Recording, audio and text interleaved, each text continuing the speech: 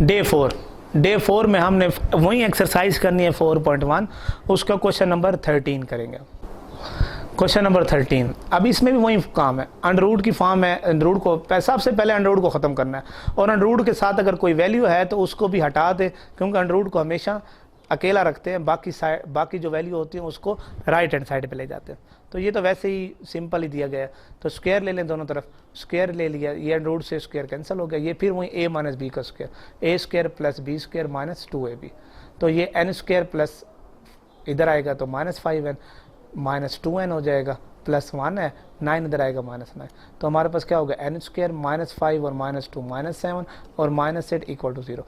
अब इसकी फैक्टराइज करें, 8 1 ज़ार 8, 8 में से 1 गया 7, ठीक हो गया, माइनस 8 प्लस 1 तो माइनस 7। अब इन दोनों में क्या करते हैं, n कॉमन ले लेते हैं, n माइनस 8 हो जाएगा, इसमें 1 कॉमन ले लेते हैं तो n माइनस 8, देखो दोनों ब्रैकेट्स इक्वल आ जाती हैं तो उसका कॉमन लेते हैं, अंदर क्या बचता है n प्लस 1 इक्वल टू 0, तो n minus 8 equal to 0, n plus 1 equal to 0, तो n इज इक्वल टू 8 हो जाएगा, n is equal to minus 1। तो सोल्यूशन सेट इसका माइनस, दोनों आंसर आते हैं, इसको चेक कर लीजिएगा कि दोनों आते हैं। मैं इधर चेक करके बता देता हूँ, 8 है ना, 8 इधर पुट करें, 8 5 ज़र क्या हो जाएगा 40 प्लस 9, तो क्या हो जाएगा 49, 49 का नोड होता है 7, इधर आंसर क्या आ गया 7 आ गया। इधर देखें 8 माइनस 1 7, तो 7 इक्वल टू 7, तो ये 8 सोल्यूशन सेट हो गया। माइनस 1 देखते हैं, माइनस 1 पुट करें तो 5 इंटू माइनस 1 माइनस 5 प्लस 9 4 आ जाएगा, 4 का अंडर क्या होता है हमारे पास 2 होता है, ठीक हो गया। ये माइनस 1 इधर पुट करें और इधर माइनस 1, इधर क्या आ जाएगा माइनस 2 आ जाएगा, तो ये हमारे पास क्या होता है, ये इसका जो है 8 और माइनस 1, तो माइनस 1 इसका एक्सट्रानेस रूट है, तो ये माइनस 1 इसका सोल्यूशन सेट नहीं होगा, ठीक हो गया। सोल्यूशन सेट आपका इसका होगा 8 हो जाएगा, ठीक हो गया। अब क्वेश्चन नंबर 14 पे आते हैं। 14 पे देखिए अंडरवुड के साथ वैल्यू, मैंने इधर ही बताया था, जब अंडरवुड के साथ कोई भी वैल्यू हो तो उसको उठा के राइट हैंड साइड पे ले जाते हैं, तो 2x माइनस 1 अंडरवुड प्लस 3 है, उधर जाएगा माइनस 3। अब एक और बात, जब भी रेडिकल फॉर्म, ये रेडिकल होती है, इसको रेडिकल इक्वेशन कहते हैं, जब अंडरवुड हो तो रेडिकल में आंसर अगर माइनस 3 आ जाए, राइट हैंड साइड पे माइनस आ जाए, तो हम क्या करते हैं, देखो negative sign of radical equation have extraneous root. Extraneous root का मतलब क्या होता है, जब भी हम इसको, अगर हम इसको सोल्यूशन निकाल भी लें, जो भी आंसर आएगा वो इसमें पुट करेंगे तो वो इक्वल 0 के नहीं आएगा।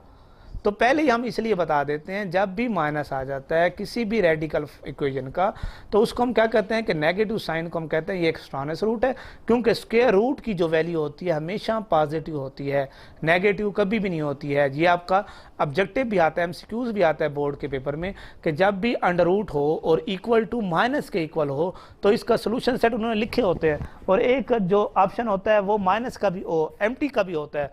तो कुछ स्टूडेंट होते हैं कि इसका आंसर निकाल के वही आंसर लिखते हैं, वो आंसर सोल्यूशन सेट नहीं होता है, आंसर तो इसका निकल आएगा, लेकिन आंसर जब निकलेगा तो उसको इस इक्वेशन में पुट करेंगे, 0 के इक्वल आएगा तो ठीक है, वो हमेशा 0 के इक्वल आएगा भी नहीं, जब माइनस होगा तो उसका आंसर 0 आएगा ही नहीं, यानी दोनों साइड इक्वल होंगी भी नहीं। तो इसलिए हम शुरू से ही माइनस जब होता है तो उसको क्या कहते हैं, square root is always positive, हमेशा पॉजिटिव, तो सोल्यूशन सेट क्या होगा इसका एम्प्टी होगा। ये हमारा डे 4 यहाँ तक कंप्लीट हो जाता है, ठीक हो गया। अब डे 5 करेंगे, जो लास्ट डे हमारा HOD का, उसमें हम नेक्स्ट जो है क्वेश्चन नंबर 14 हमने ये कर लिया, 15 सेम यही चीज़ है, इसी तरह माइनस आ जाएगा, उसमें यही जो मैंने स्टेटमेंट लिखवाई है यही स्टेटमेंट लिखनी है 15 क्वेश्चन में। तो ये हमारा डे 4 कंप्लीट हो जाएगा। डे 5 करेंगे। स्टूडेंट्स आज डे 4 का काम हम स्टार्ट करेंगे, और डे 4 में हम चैप्टर 3 के मुख्तसर सवालात के जवाबात ही पढ़ेंगे जो हम 12 से आगे पढ़ेंगे। स्टूडेंट्स सवाल नंबर 13 है हमारे पास, मतवाज़न ग़िज़ा से क्या मुराद है, यानी कि जो बैलेंस डाइट होती है वो क्या होती है।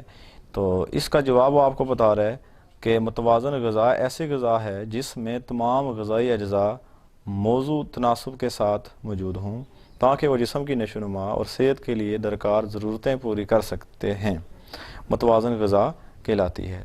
यानी कि जो बैलेंस डाइट होती है वो आपको बता रहा है कि वो ग़िज़ा होती है जिसके अंदर तमाम जो ग़िज़ाई अज्ज़ा होते हैं वो मौजूद होते हैं। पीछे आपने एक सवाल में पढ़े थे कि इंसानी जिस्म को दरकार जो अहम मादनी अज्ज़ा होते हैं, यानी कि ऐसी खुराक जिसके अंदर वो तमाम अज़ा होते हैं, जिसके अंदर कैल्शियम है, जिसके अंदर हमारे पास सोडियम है, जिसके अंदर हमारे पास प्रोटीन है, जिसके अंदर हमारे पास तमाम विटामिन हैं, ऐसी ग़िज़ा को हम बैलेंस डाइट या मुतवाज़न ग़िज़ा कहते हैं। तो वो आपको बता रहे हैं कि वो ग़िज़ा जिसके अंदर ये मौजू जो तनासब होते हैं ग़िज़ाई अज़ा के वो मौजूद हों, उसको हम बोलते हैं मुतवाज़न ग़िज़ा।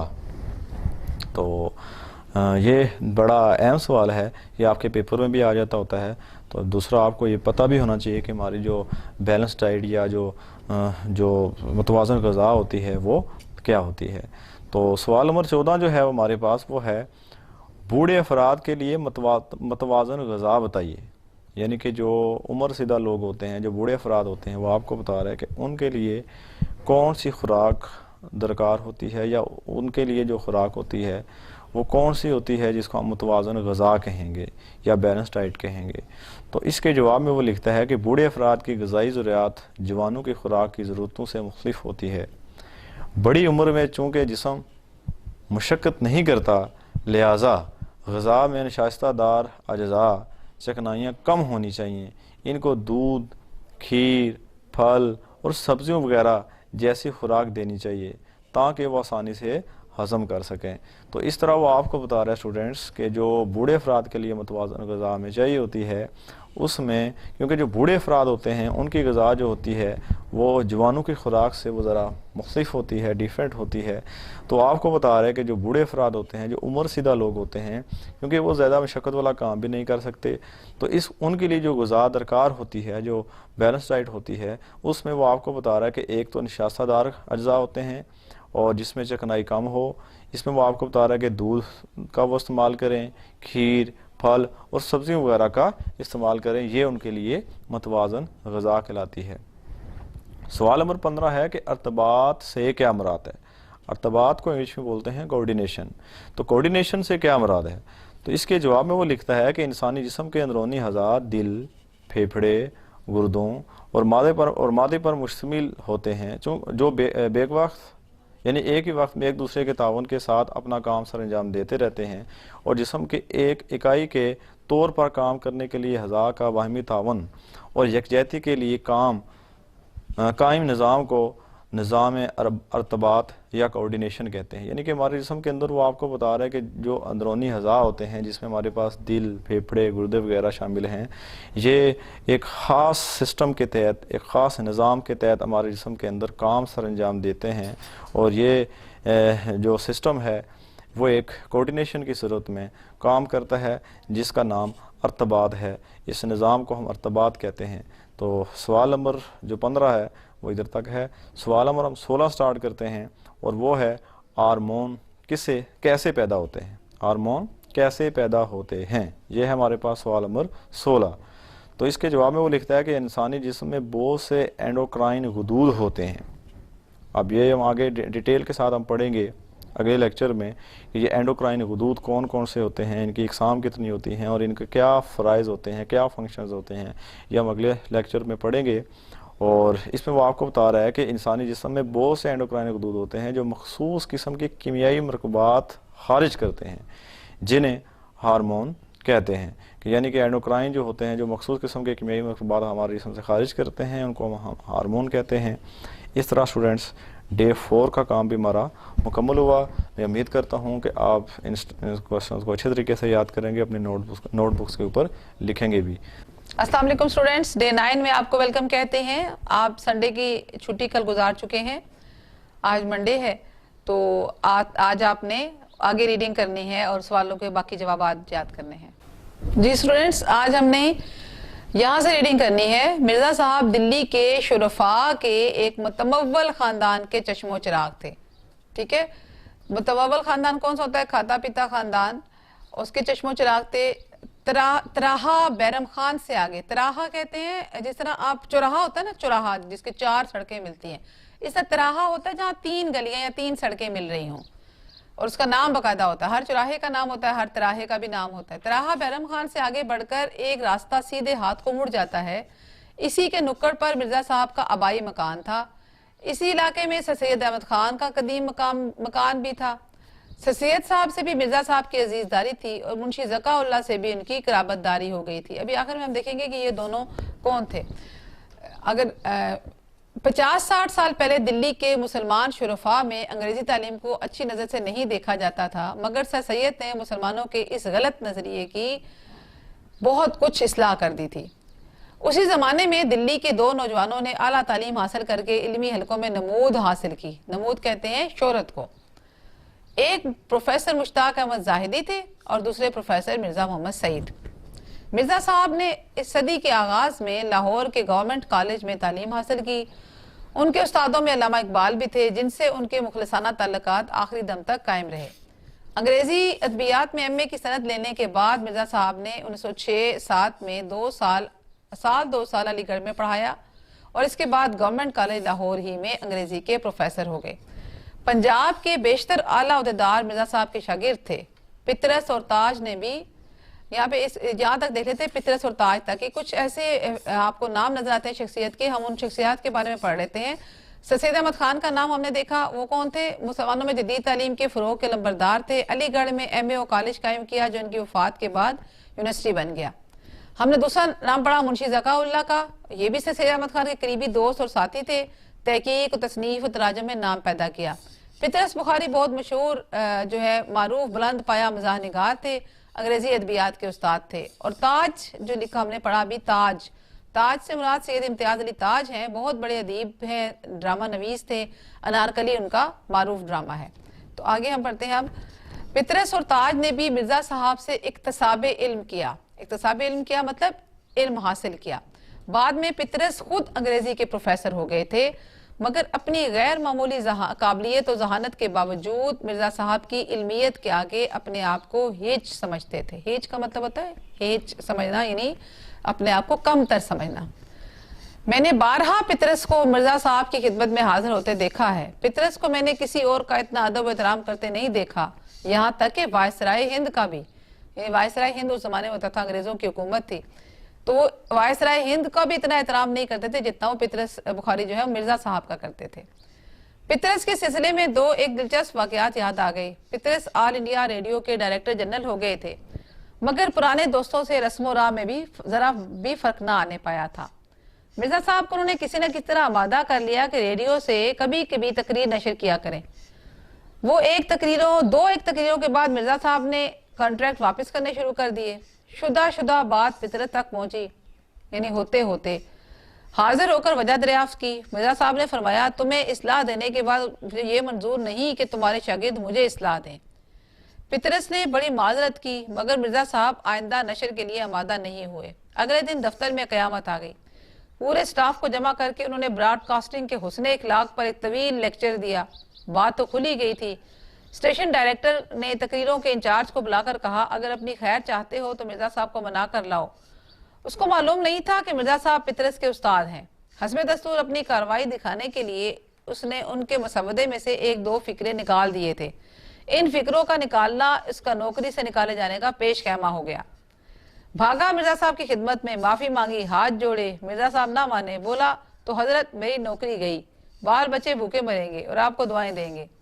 मिर्ज़ा साहब के कान खड़े हुए, बोले ये तो मैं नहीं चाहता। उसने कहा, अगर आप ये नहीं चाहते तो इस कॉन्ट्रैक्ट पर दस्तखत कीजिए। मिर्ज़ा साहब ने फ़ौरन दस्तखत कर दिए। ये पितरस की मिर्ज़ा साहब से मोहब्बत, अपने उस्ताद की जो इज़्ज़त है वो थी। जंग के ज़माने में हुस्न इत्तेफाक से दिल्ली में लाहौर के बेशतर अदीब और शायर रेडियो में या दूसरे सरकारी महकमों में जमा हो गए थे। पितरस की तहरीक पर एक महदूद अदबी हल्का कायम किया गया, जिसमें डॉक्टर तासीर, फैज़ अहमद फैज़, हामिद अली खान, हमीद अहमद खान, चिराग हसन हसरत, महमूद निज़ामी, गुलाम अब्बास, इंसार नासरी वगैरह शरीक किए गए थे। मैं इन सब के आपको यहाँ पे नीचे तारुफ लिखा हुआ है, मैं आपको उनका तारुफ बताते चलूँ। डॉक्टर तासीर जो थे, पूरा नाम मोहम्मद दीन तासीर था, नामवर अदीब और नुकात थे, इस्लामिया कॉलेज लाहौर के प्रिंसिपल रहे। फैज़ मारूफ तरक्की पसंद शायर थे, यानी फैज़ अहमद फैज़, ज़्यादातर दर्स व तदरीस और सहाफ़त से वाबस्ता रहे। हामिद अली खान रसाना अल हमरा के बानी, एडिटर और अदीब थे। हमीद अहमद खान अदीब और नकात थे, इस्लामिया कॉलेज लाहौर के प्रिंसिपल और पंजाब यूनिवर्सिटी के वाइस चांसलर रहे। हसरत सहाफ़ी थे और अदीब और मज़ाह नगार भी थे। और महमूद निज़ामी अदीब और ब्रॉडकास्टर थे। नजरनामा इनका बुलंद पाया सफरनामा है। गुलाम अब्बास का शुमार उर्दू के बहुत अच्छे अफसाना निगारों में होता है। आप अपने इस किताब में या फिर अगली किसी किताब में गुलाम अब्बास का जो है अफसाना बहुत पढ़ेंगे। अंसार नासरी भी अदीब और ब्रॉडकास्टर थे। ये वो जिनके नाम हमने ऊपर पढ़े, हम उनको देख रहे हैं। हर महीने इसका एक जलसा होता था, कभी पितरस के घर, कभी डॉक्टर तासीर के घर पर। इसमें एक मकाला किसी अदबी मौजू पर पढ़ाया जाता और इस पर गुफ्तगू होती। एक जलसे में महमूद निज़ामी ने मकाला पढ़ा। इसमें मिर्जा साहब भी तशरीफ लाए थे। डॉक्टर तासीर ने गुफ्तगू का आगाज किया। पितरस खामोश रहे। मिर्जा साहब से दरखास्त की गई कि कुछ फरमाएं। मिर्जा साहब बहस मुबाहिसे को नापसंद करते थे, इसलिए बड़ी मोहतात राय देते थे। अंदाज कुछ ऐसा होता था, नहीं ये बात तो नहीं, मगर खैर ऐसा भी होता है। पितरस को शोखी सूझी। फैज को इशारा किया। वो मिर्जा साहब से ज्यादा वाकिफ नहीं थे। बात काट कर फौरन शुरू हो गए। ये तो आपको मालूम ही होगा कि रोमी तहजीब यूनानी तहजीब के बाद उभरी।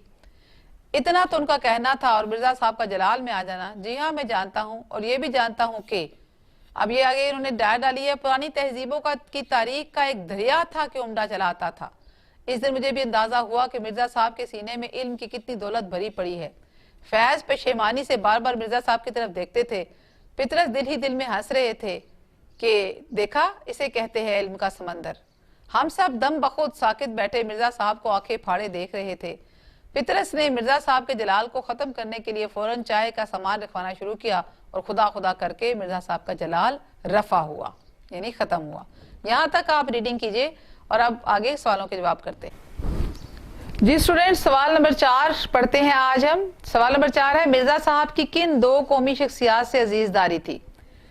जवाब, मिर्जा साहब की सर सैयद अहमद खान और मुंशी ज़का-उल्लाह से अजीजदारी थी। सर सैयद अहमद खान मुसलमानों में जदीद तालीम के फ़रोग़ के लंबरदार थे, जबकि मुंशी ज़का-उल्लाह ने तहकीक व तसानीफ व तराजुम में बड़ा नाम पैदा किया। सवाल नंबर 5 थे, मिर्जा साहब ने किस कॉलेज में तदरीस के फ़राइज़ अंजाम दिए? इसका जवाब है, मिर्जा साहब ने 1906-07 में 2 साल अलीगढ़ कॉलेज में पढ़ाया और इसके बाद गवर्नमेंट कॉलेज लाहौर ही में अंग्रेजी के प्रोफेसर हो गए। ये वाले 2 सवाल तो हमने यहाँ से करने हैं। ये सवाल नंबर 4 और 5 है। अब अगला सवाल हमने अगले पेज से करना है। जी स्टूडेंट, इसके बाद हम सवाल नंबर 10 पे आएंगे। पितरस बुखारी से मिर्जा साहब के ताल्लुक को अपने अल्फाज में बयान कीजिए। ये सवाल नंबर 10 है जो हमने पढ़ना है। अब देखिए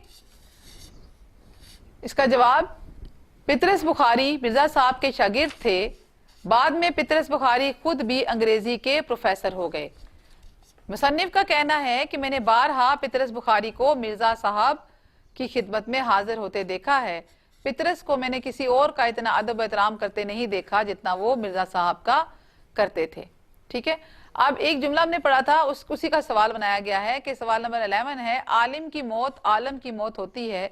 इस जुमले का मफहूम वजाहत के साथ बयान करें। अब आलिम, जवाब है आलिम का मतलब है इल्म वाला, जबकि आलम का मतलब है दुनिया। दोनों लफ्ज बज़ाहिर एक से हैं लेकिन मतलब जुदा जुदा हैं।